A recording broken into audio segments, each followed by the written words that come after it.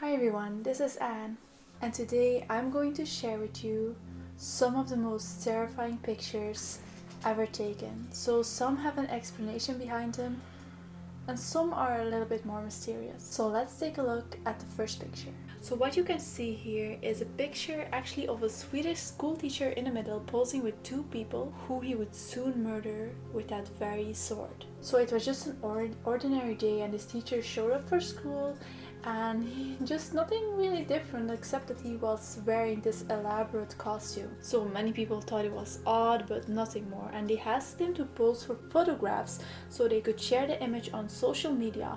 But moments after, he decided to use his sword as an actual weapon instead of just a prop. He ended up murdering several people and injuring a few more. So always be kind of careful when something really out of the ordinary like that happens and it's a real sword. I would think twice. Then there's this picture, and yes, this is actually the same girl. So this is Maria. She was a young woman who was struck with tuberculosis when she was only 21. So she went to visit Dr. Tanzler, who did the best to treat her.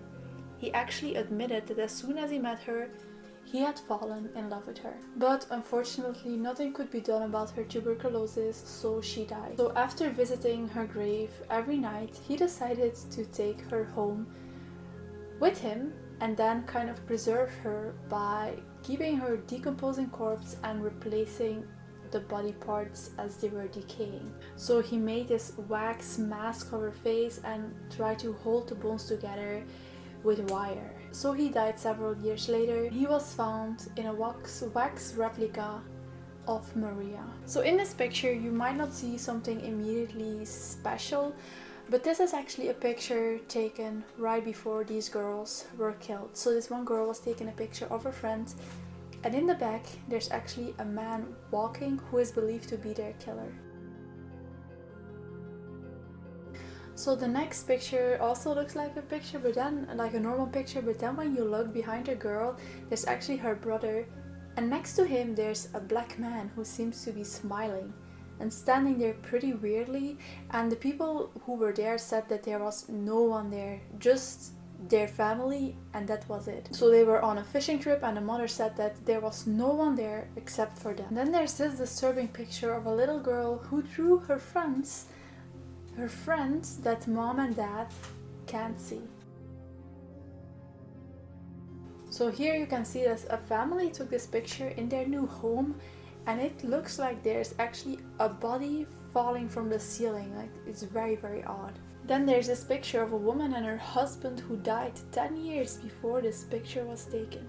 This also kind of a scary picture, nothing supernatural, but this is a man shown trying to get off the tracks, but he couldn't right before he was hit by the subway.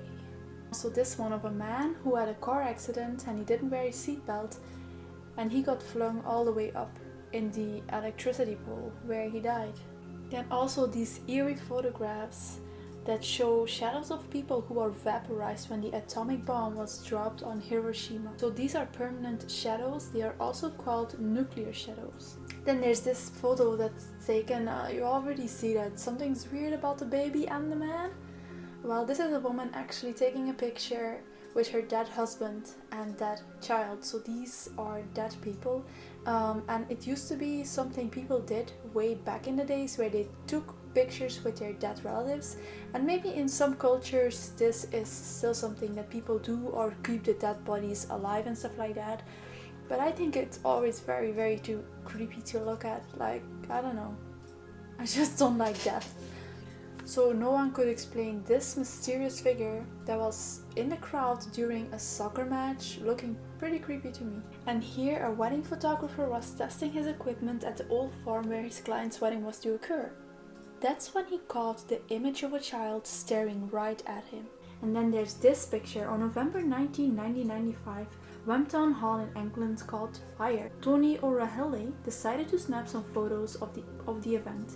In one of the photos, there appears to be a clear image of a little girl standing in front of the inferno. Some believe this is the ghost of a young girl named Jane Sherm, who in 1677 accidentally started a fire that destroyed many homes in the town.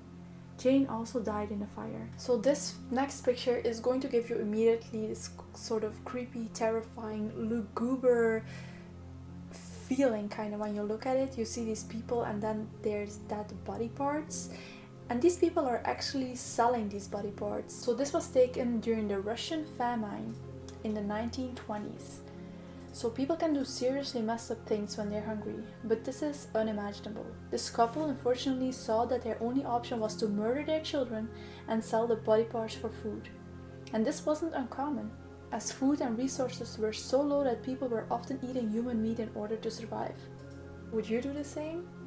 I don't think I would. I'd rather die than kill those I love. So these were the pictures I wanted to show you for Scary Saturdays. I was thinking I might read some creepypasta as well. So if you guys would love that, just let me know in the comment sections. And I will see you next time. Bye!